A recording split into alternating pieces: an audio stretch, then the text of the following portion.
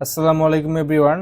আজকে আমরা এই ভিডিওতে আইএলটিএস রাইটিং টাস্ক 1 এর বার চার্ট নিয়ে আলোচনা করব এবং বার চার্টে কিভাবে আমরা একটি সুন্দর ওভারভিউ লিখতে পারি সে বিষয় নিয়ে আলোচনা করব এবং আজকে এই ভিডিও দেখার পর আশা করি আপনারা ওভারভিউ লিখতে আর কোনো সমস্যা হবে না।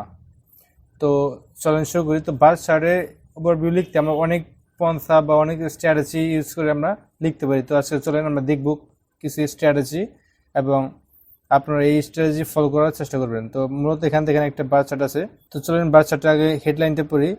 তো বার চার্টে মূলত দ্য বার চার্ট শোস, বার চার্টটা দেখায় the divorce rates in 2 European countries, মানে ডিভোর্স রেট, এই বার চার্টটা ডিভোর্স রেটস দেখাইতেছে দুইটা ইউরোপিয়ান কান্ট্রি ফ্রম 2011 টু 2015, মানে 2011 সাল থেকে 2015 সাল পর্যন্ত। দুইটা ইউরোপিয়ান কান্ট্রি হলো ফিনল্যান্ড এবং সুইডেন। তো এই দুইটা কান্ট্রির ডিভোর্স রেটটা এখানে শো করতেছে। তো এইটা মূলত আমাদেরকে বার চার্ট। তো বার চার্ট মূলত আপনারা চিনবেন হলো এরকম খাম্বির মতো বা এরকম বার মতো থাকবে, এরকম বার। তো যদি এরকম বার থাকে তাহলে এটি হলো বার চার্ট। তো ওভারভিউ লেখার সময় আমাদেরকে মূলত তিনটা জিনিস মাথায় রাখতে হবে: সব থেকে লোয়েস্ট পয়েন্ট এবং দ্য লিস্ট, এবং সব থেকে মোস্ট এবং হাইয়েস্ট, এবং ন্যাচারাল অর কমন টেন্ট। আমাদেরকে এগুলো বের করতে হবে। তো চলেন এখান থেকে আমরা কোনটা সব থেকে হাইয়েস্ট, কোনটা সব থেকে লোয়েস্ট, এবং কমন টেন্ট, ন্যাচারাল টেন্ট, তাদের ফ্লাকচুয়েশন, এগুলো আমরা বের করব। তো এখানে দেখেন এই নীল কালারটা হলো ফিনল্যান্ড, এই যে এখান দেখেন এই যে নীল কালারটা হলো ফিনল্যান্ড, এবং এই খয়েরি বা এই কালারটা হলো সুইডেন। দেখেন আমরা যে প্রথমত ন্যাচারাল টেনটা বের করি, টেনটা মূলত কি? টেনটা হলো ধরেন যে এই 2011 সালে বা বছরের শুরুতে, কোনো একটা কিছুর বছরের শুরুতে ধরেন যে এখানে ছিল প্রায় 40%। এটা আমাদেরকে দেখতে হবে এটা বছর শেষে এসে কি বাড়ছে, মানে 15 সালে এসে কি বাড়ছে নাকি কমছে। 2011 সালে এই ফিনল্যান্ড কোনটা? নীল কালারটা। তো ফিনল্যান্ড দেখেন প্রায় 38% ছিল, এই দেখেন এই যে 38% ছিল, প্রায় 38% ছিল। তো এটা আমরা দেখব যে এই 2015 সালে এসে 38% বাড়ছে নাকি কমছে। তো এই দেখেন এই যে এটা কিন্তু 40%-এর একটা লাইন, এই দেখেন এই 40%-এর একটা লাইন, এই দেখেন এটা কিন্তু 40%-এর প্রায় বেশি, 41%-এর মতো প্রায়। তো এটা ছিল প্রথমত 2011 সালে 38%, কিন্তু এখানে এসে হয়েছে 41% বা কিছুটা বেশি। তো এটা তাহলে আমাদের আপওয়ার্ড ট্রেন্ড, এটা বাড়ছে আমাদের, এটা হলো আপওয়ার্ড ট্রেন্ড। তো এটা আমরা আপওয়ার্ড ট্রেন্ড পেলাম। তো তারপর দেখি সুইডেনের কি আপওয়ার্ড ট্রেন্ড নাকি ডাউনওয়ার্ড ট্রেন্ড। সুইডেন ছিল যেটা খয়েরি কালারের, এটা। তো সুইডেন 2011 সালে কত ছিল? 2011 সালে ছিল 45-এর কাছাকাছি, প্রায় 45-এর কাছাকাছি। এই দেখেন এই যে প্রায় ওর দিকের কাছাকাছি, এই দেখেন। তো এই পর্যন্ত ছিল এটা ছিল হলো 2011 সালে এই সুইডেন। তো এখন আমরা দেখব 2015 সালে এসে বাড়ছে নাকি কমছে।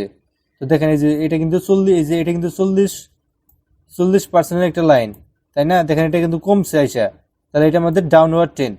তো সুইডেনটা আমাদের ডাউনওয়ার্ড ট্রেন্ড আর ফিনল্যান্ড আমাদের আপওয়ার্ড ট্রেন্ড।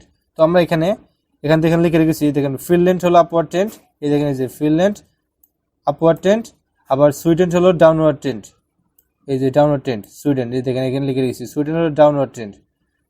তো আমরা ট্রেন্ডটা মূলত পাইলাম। তো আমাদেরকে এখানে হাইয়েস্ট কোনটা এবং লিস্ট কোনটা এটা আমাদের বের করতে হবে।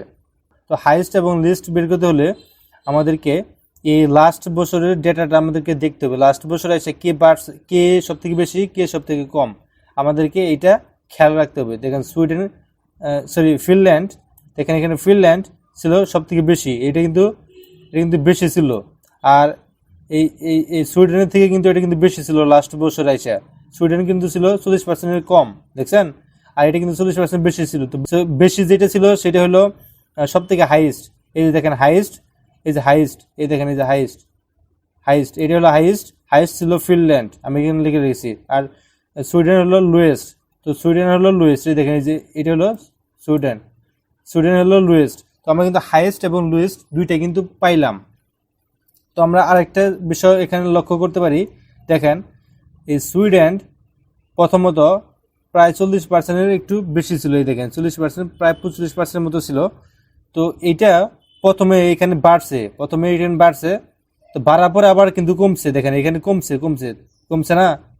তো প্রথমে 45% থেকে প্রায় 48% হয়েছে, কিন্তু প্রায় 48% হয়েছে, যেহেতু এটা বাড়ছে 3%, তারপরে যায় কিন্তু কমছে। তো কোনো কিছু যদি প্রথমে যদি কম থাকে তারপর যদি বাড়ে তারপর যদি আবার কমে, সেটা হবে ফ্লাকচুয়েশন। সেটা হবে ফ্লাকচুয়েশন, মানে ওঠানামা করছে, ঢেউ আছে আর কি। তো এটা হলো ফ্লাকচুয়েশন হয়েছে।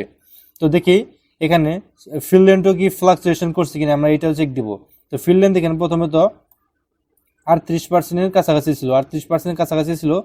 তো এটা দেখেন 38% থেকে কিন্তু এটা কমছে, দেখেন প্রায় 34% মতো হয়েছে। তো 34%, তো প্রথমে 35%, প্রথমে 38% মতো ছিল, তারপরে প্রায় 34% মতো, 4% কমছে কিন্তু। তারপর দেখেন আবার কিন্তু বাড়ছে, তাই না? আবার বাড়ছে, দেখেন এখানে আবার বাড়ছে, তারপরে স্টেবল ছিল। তো আমরা এইটাও কিন্তু ফ্লাকচুয়েশন, প্রথমে একটু বেশি ছিল তারপরে কমছে তারপরে যাই বাড়ছে, তারপরে এটা কিন্তু ফ্লাকচুয়েশন, প্রথমে বেশি ছিল তারপরে কমছে তারপরে বাড়ছে। তো এইটা আমরা ফ্লাকচুয়েশন পেলাম। তাহলে দুইটাই মানে এই ফিনল্যান্ডও এবং সুইডেনও ফ্লাকচুয়েশন করছে। তো আমরা এটা কিন্তু ওভারভিউতে নোট করতে পারি, এটা কিন্তু ইম্পর্টেন্ট একটা ডাটা। তো আমরা এটা ওভারভিউতে কিভাবে লিখবো এবং এই লোয়েস্ট হাইয়েস্ট এবং কমন ট্রেন্ড দিয়ে আমরা কিভাবে ওভারভিউ লিখে সেটা আমরা দেখবো এখন। দেখেন আমরা এটা কিভাবে আমরা এখানে লিখছি, Sweden experienced a downward trend.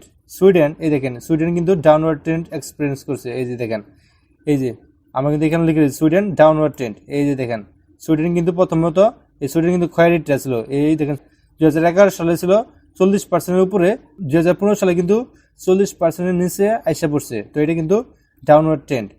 এখানে কিন্তু লেখা আছে Sweden experience the downward trend, যেখানে সুইডেন ডাউনওয়ার্ড ট্রেন্ড এক্সপিরিয়েন্স করছে, সেখানে ফিনল্যান্ড আপওয়ার্ড ট্রেন্ড শো করছে।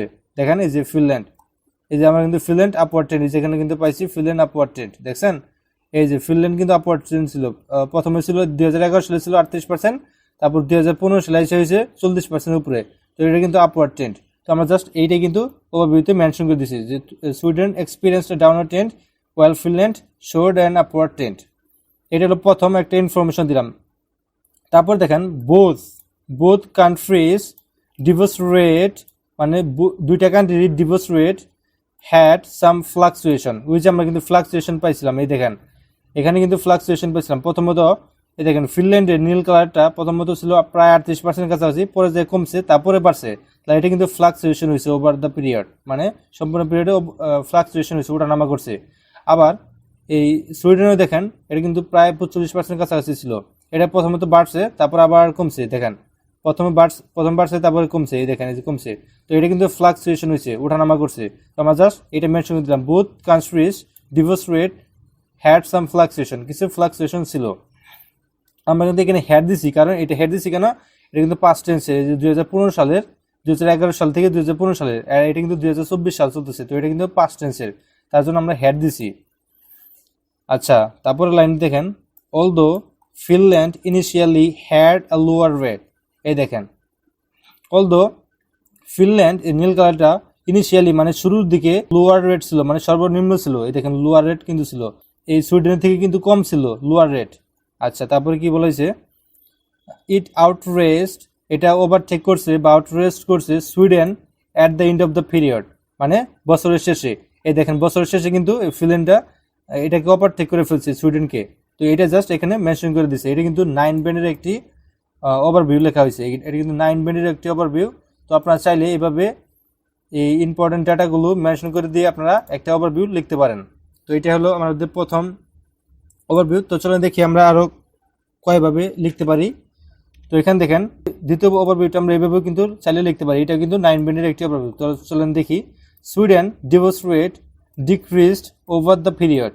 এই দেখেন সুইডেন ওভারভিউ, এই Sweden overview, Sweden divorce rate, এই দেখেন সুইডেনের divorce rate decrease over the period. এই দেখেন প্রথমে ছিল 40%, 11 সালে কিন্তু 40% বেশি ছিল, এটা 2015 সালে এসে কমছে। তো এটা জাস্ট এখানে মেনশন করে দেওয়া হয়েছে, সুইডেন ডিভোর্স রেট ডিক্রিজ মানে কমছে ওভার দ্য পিরিয়ড, মানে সম্পূর্ণ বছরে, মানে 11 সাল থেকে 2015 সাল পর্যন্ত ওভার দ্য পিরিয়ড।